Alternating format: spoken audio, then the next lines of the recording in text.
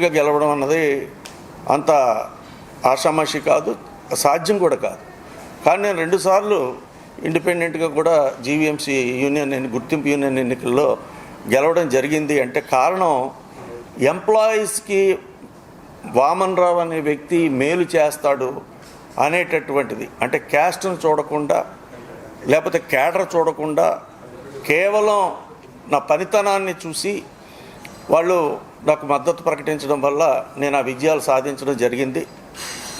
అయితే 2018లో అప్పటికి మాకు 2 డిఏలు చంద్రబాబు నాయుడు గారి టైంలో బకాయి పడ్డాము. మరి మాకు అవి రాలేదు అనేటటువంటిది మాలో చాలామంది ఎంప్లాయీస్లో 2 డిఏల కోసమే మేము బాధపడినటువంటి సందర్భాలు ఉన్నాయి. అలాగనే ఎక్కువగా ఈ ఉద్యోగుల పట్ల ఒత్తిడి కూడా ప్రభుత్వం పరంగా పెరుగుతోంది అనే భావన రావడం వల్ల అప్పుడు జగన్మోహన్ రెడ్డి గారు పార్టీ అపోజిషన్లో ఉన్నప్పటికీ కూడా తన గవర్నమెంట్ వస్తే ఆయన చెప్పినటువంటి మాటలు వారం రోజుల్లో సిపిసి రద్దు చేస్తానని చెప్పారు. అలాగనే ఇంక్రిమెంట్ గురించి మీరు అడగవసరం లేదు, ఏ నెల అయితే మీకు ప్రతి సంవత్సరంలో ఏ నెల అయితే ఇంక్రిమెంట్ వస్తుందో ఆ ఇంక్రిమెంట్ మీకు టెన్షన్గా ఇంక్రిమెంట్ ఇస్తాము అని చెప్పారు. అలాగనే కేంద్రం ప్రకటించిన వెంటనే దానికి ప్రపోర్షనేట్గా డిఏ కూడా వెంటనే అమలు చేస్తామని కూడా ప్రకటించడం జరిగింది. అది కూడా మీ అందరికీ తెలుసున్నది. అలాగనే ఉద్యోగులు పిఆర్సీ గురించి ఎందుకు డిమాండ్ చేయాలి? పిఆర్సీ పీరియడ్ అయిపోయిన వెంటనే ఇమ్మీడియట్గా పిఆర్సీ కమిషన్ వేసి మీ ఉద్యోగస్తులతో చర్చించి మేము పిఆర్సీనే అమలు చేస్తాము అని చెప్పి కూడా చెప్పడం జరిగింది. అంతేకాకుండా తన తండ్రి గారు అయినటువంటి వైఎస్ రాజశేఖర రెడ్డి గారి హయాంలో ఏదైతే ఆరోగ్యశ్రీ పెట్టారో అలాగనే ఉద్యోగస్తులకి ఉన్నటువంటి ఈహెచ్ఎస్ ఎంప్లాయీస్ హెల్త్ స్కీము దీన్ని మెరుగైన పద్ధతిలో చేసి ఉద్యోగస్తులు కార్డు పట్టుకుని వెళ్తే మనకి వైద్యం అయిపోతుందని చెప్పి చెప్పడం జరిగింది. దీనికి అట్రాక్ట్ అయ్యి నేను ఉద్యోగుల మేలు కోసం 2018లో నాకు 2025 వరకు నాకు సర్వీస్ ఉంది. అయినప్పటికీ కూడా నేను 2018లో జగన్మోహన్ రెడ్డి గారిని గెలిపిస్తే ఉద్యోగస్తులకి మేలు జరుగుతుంది అనేటటువంటి ఉద్దేశంతో నేను వెంటనే విఆర్ తీసుకుని పార్టీలో జాయిన్ అవ్వడం జరిగింది. తర్వాత నాకు YSR trade union state secretary ఇచ్చారు ముందు ఫస్ట్. అక్కడి నుంచి కూడా నా ప్రయాణం కొనసాగింది. అయితే ఇప్పుడు వాస్తవంగా జరుగుతున్న పరిస్థితి ఏమిటి అనేటటువంటి దాని విషయానికి వస్తే ప్రతి నెల 1వ తారీఖున ఉద్యోగులకి జీతాలు పెన్షన్లు రావటం లేదు. ఎప్పుడు వస్తాయో తెలియదు, ఎవరిని అడగాలో తెలియదు. మా పరిస్థితి ఏంటంటే ట్రెజరీ వాళ్ళని అడగాల, డిపార్ట్మెంట్ని అడగాల, బ్యాంకులను అడగాల, ఏమిటో తెలియనటువంటి పరిస్థితి ఉంది.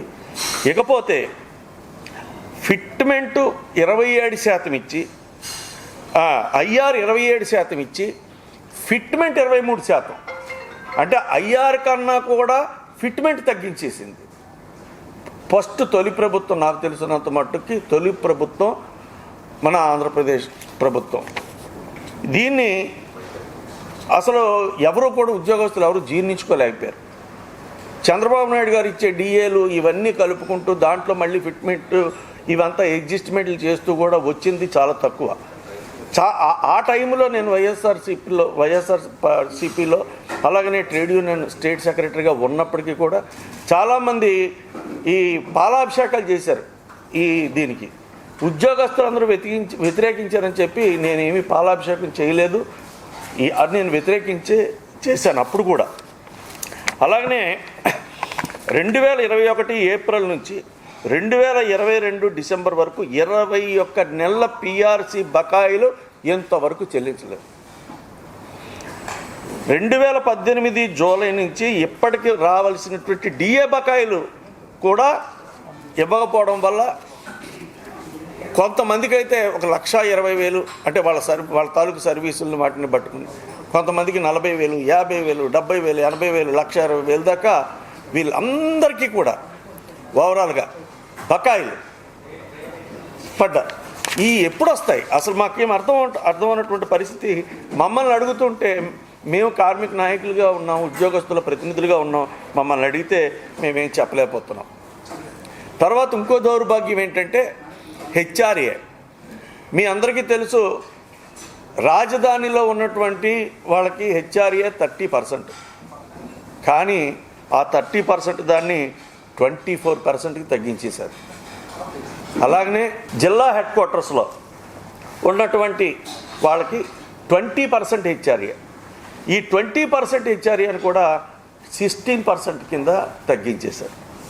ఇక 70 నుంచి 75 సంవత్సరాలు వరకు ఆ పెన్షనర్ బతికుంటే 10% అదనపు పెన్షన్ అనేటటువంటిది ఉన్నది, దాన్ని 7%కి తగ్గించేశారు.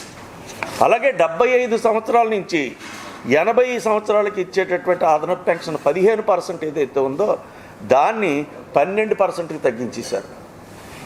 ఇక ఆసుపత్రి బిల్లులు చెల్లించలేదని మేము ఈఎస్ఐ కార్డులు పట్టుకెళ్తే మాకు ట్రీట్మెంట్లు జరగటం లేదు. చివరికి ఈయన మా కార్డు పట్టుకెళ్తే కంటికి సంబంధించి ఎలా లేదంటే 45,000 రూపాయలు ఖర్చు పెట్టి ఆపరేషన్ చేయించుకున్నారు. దీనికి ఇప్పుడు రీఎంబర్స్మెంట్ పెడితే ఎప్పుడు వస్తుందో తెలియదు. ఎందుకంటే 3 సంవత్సరాల క్రితం ఎవరు వైద్యం చేయించుకుని ఆ బిల్లులు పెడితే ఇంతవరకు కూడా ఆ రీఎంబర్స్మెంట్ అనేటటువంటిది రాని పరిస్థితి. ఇక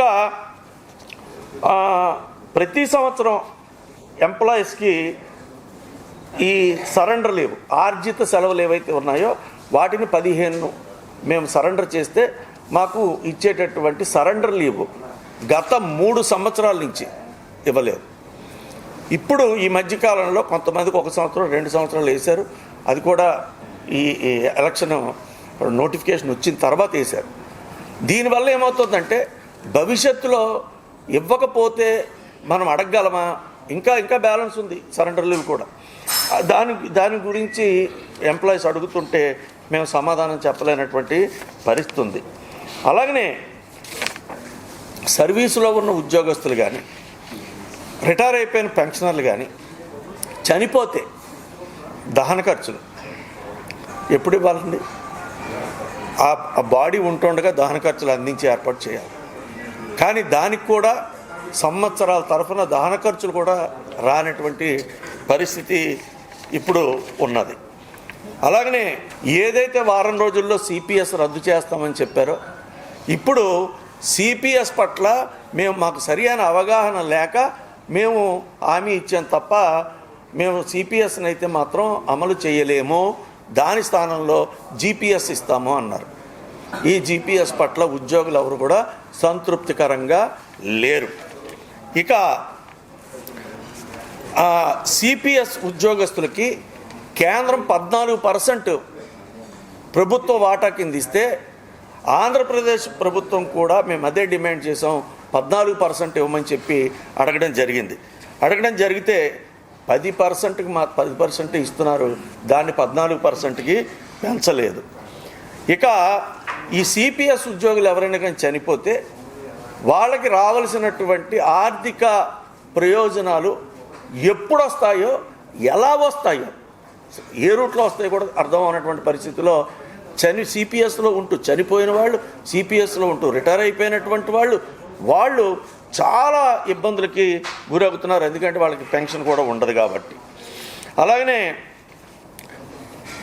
రెగ్యులర్ ఎంప్లాయీస్, పర్మనెంట్ ఎంప్లాయీస్, సిపిఎస్లో లేని వాళ్ళు, ఓపీఎస్లో ఉన్నవాళ్ళు, ఓల్డ్ పెన్షన్లో ఉన్నవాళ్ళు, వాళ్ళు కూడా రిటైర్ అయిపోయినా చనిపోయినా వాళ్ళకి రావాల్సినటువంటి గ్రాడ్యుయేటీ కానీ, పిఎఫ్ కానీ, అలాగనే వాళ్ళ లీవులు సంబంధించినటువంటి ఎన్కాష్మెంట్ ఆఫ్ ఎర్న్ లీవ్ కానీ, ఇవేవి కూడా అసలు ఎప్పుడు వస్తాయో కూడా తెలియనటువంటి పరిస్థితి ఇప్పుడు ఏర్పడింది.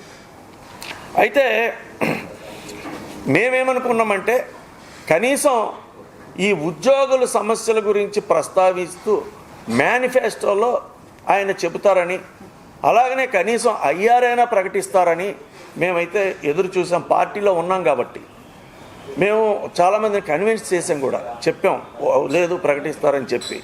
కానీ అసలు ఈ మేనిఫెస్టోలో కానీ లేకపోతే దీనికి ముందు ప్రకటించవలసిన ఐఆర్ కానీ ప్రకటించలేదు.